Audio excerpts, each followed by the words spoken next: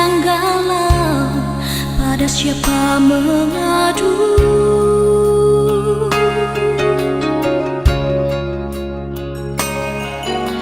Berharap pada dunia, sia-sialah.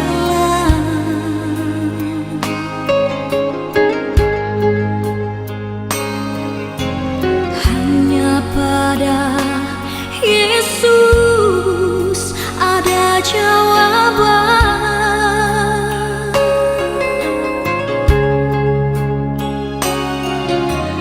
Datanglah padanya yang lelah, diberi kelegaan. Oh, di saat badai ombak menderu, pada siapa berteduh?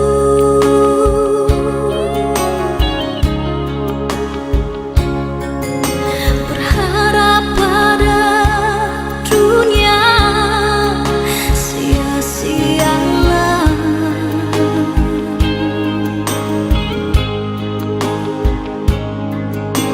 Hanya pada Yesus ada pertolongan.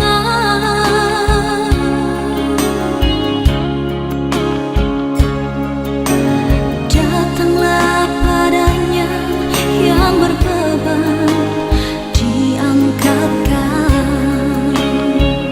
Shalom, selamat pagi Bapak Ibu Saudara terkasih. Selamat berjumpa kembali di Sapaan Teduh Jakarta Kalimantan di tahun yang baru ini. Selamat tahun baru bagi kita semua.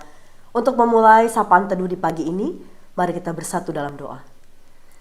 Kami mengucap syukur kepadamu ya Tuhan, atas anugerah hari baru di tahun yang baru ini boleh kami nikmati. Terima kasih untuk nafas kehidupan yang masih Tuhan beri. Terima kasih kami masih boleh bangun di tengah kehangatan keluarga. Dan untuk memulai hari ini kami rindu disapa oleh firman-Mu. Berbicaralah Tuhan kepada kami, dan biarlah Roh Kudus yang memberikan pengertian bagi kami. Dalam nama Tuhan Yesus kami berdoa dan mengucap syukur. Amin. Kolose 3 ayat 10, demikian bunyinya. Dan telah mengenakan manusia baru, yang terus-menerus diperbaharui untuk memperoleh pengetahuan yang benar, menurut gambar Khaliknya. Sampai sedemikian jauh pembacaan firman Tuhan. Bapak Ibu Saudara terkasih, di tahun yang baru ini biasanya kita senang dengan sesuatu yang tidak biasa, tidak mengikuti tahun yang sebelumnya. Kalau bisa ada yang baru. Tapi di saat yang sama, kita juga susah untuk melepaskan keterikatan kita terhadap benda-benda yang lama. Mari kita lihat bagaimana di rumah kita masing-masing ada barang yang masih baru, ada juga barang yang sudah lama. Tapi walaupun sudah ada yang baru, banyak dari kita masih menyimpan barang yang lama itu. Ya, mungkin kalau dibuang sayang, atau kita dalam hati masih bisa diperbaiki, tapi nantilah diperbaiki besok-besok. Akhirnya jadi tumpukan barang-barang yang tidak terpakai di rumah kita, sehingga justru bisa merusak estetika rumah. Bapak Ibu Saudara terkasih, keterikatan dengan yang lama ini juga terjadi dalam kehidupan beriman kita, saya dan juga saudara. Dan kita sudah dicerahkan oleh firman Tuhan bahwa kita harus menjadi manusia baru. Akan tetapi ternyata kenyataannya hidup yang lama itu tetap sering terbawa.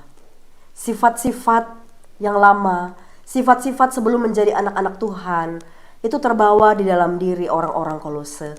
Dan juga mungkin saja masih terbawa dalam diri kita, orang Kristen modern masa kini. Oleh karena itu, orang yang sudah kenal Kristus bukan jaminan. Ternyata masih ada yang hidup dalam kegelapan. Ya, padahal masih diberikan kesempatan untuk hidup, masih dikasihi oleh Tuhan, harusnya masih bisa menjadi alasan kita untuk hidup. Bapak Ibu Saudara, sering kita mengatakan bahwa berubah itu proses, tidak bisa seketika. Betul, perubahan adalah proses, tapi pertobatan itu Bapak Ibu selalu sifatnya ekstrim. Ingat, Bagaimana pertobatan Saulus menjadi Paulus, pertobatan Yakub menjadi Israel. Mereka bukan hanya mengganti nama mereka, mereka juga punya hidup yang baru, sifat dan sikap yang baru, bahkan karakter yang baru. Jadi pertobatan itu sifatnya selalu ekstrim, berbeda jauh dengan yang sebelumnya. Nah, oleh karena itu pada hari ini kita diingatkan untuk membuang yang lama dan kenakanlah yang baru.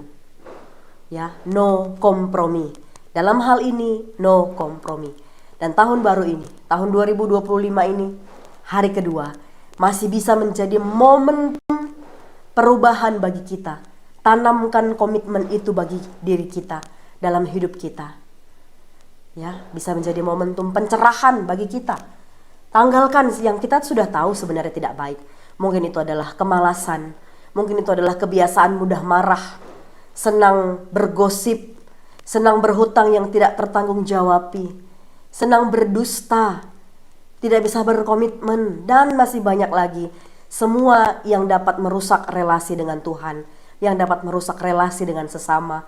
Mari kita tanggalkan semuanya itu. Ya, mari kita terus-menerus diperbaharui oleh Tuhan, diperbaharui tidak langsung sempurna, tetapi lebih baik setiap harinya.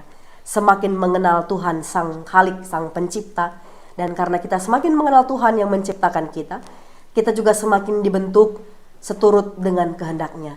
Kita menyesuaikan apa yang Tuhan kehendaki di dalam kehidupan kita. Kiranya ini boleh menjadi perenungan di pagi hari ini untuk juga menyemangati kita lebih lagi di tahun yang baru ini. Tuhan Yesus memberkati, mari kita bersatu di dalam doa.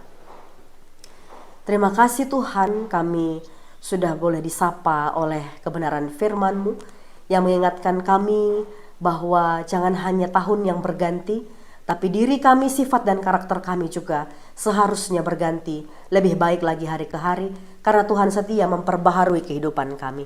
Biarlah ya Tuhan, dengan pertolongan Roh Kudus, kami boleh menjadi pribadi yang lebih baik, seturut dengan kehendak Tuhan saja. Bapa di dalam kerajaan surga, pada hari ini kami berdoa bagi gereja Tuhan GBKP Runggun Klender. Kami berdoa bagi pendeta, neni, berusi tepu dan keluarga. Kami berdoa bagi pertua dan diaken. Kami berdoa bagi para pengurus kategorial dan juga sektor. Kami berdoa bagi para pengurus ataupun pelayan-pelayan KKR. Tuhan kiranya memberkati, Tuhan kiranya menguatkan senantiasa dalam pelayanan mereka. Juga segenap jemaat di GBKP Runggun Klender. Mari Tuhan yang berkati. Di tahun baru ini Tuhan semakin kuatlah imannya, semakin mengandalkan Tuhan dalam segala perkara.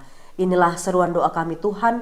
Kami percaya Tuhan bersama dengan kami, Tuhan beserta dengan kami, menggenggam tangan kami menjalani tahun yang baru ini, tahun 2025. Di dalam nama Tuhan Yesus kami berdoa dan mengucap syukur. Mari kita tutup dengan doa Bapa kami.